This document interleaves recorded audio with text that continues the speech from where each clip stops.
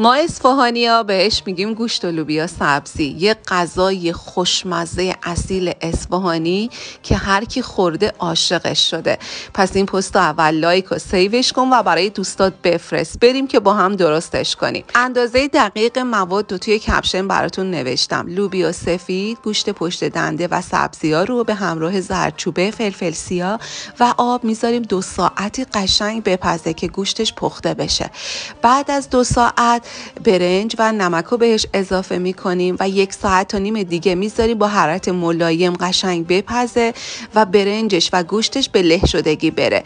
وقتی جا افتاد آبش رو جدا میکشین و مواد گوشت و لوبیا رو قشنگ میکوبین. برای سروش هم آب گوشتش رو جدا و مواد گوشتش هم جدا میکشین. اگه عاشق غذاهای سنتی هستین برای 1 بارم که شده این غذا رو درست کنین، چون مطمئنم که خوشتون میاد.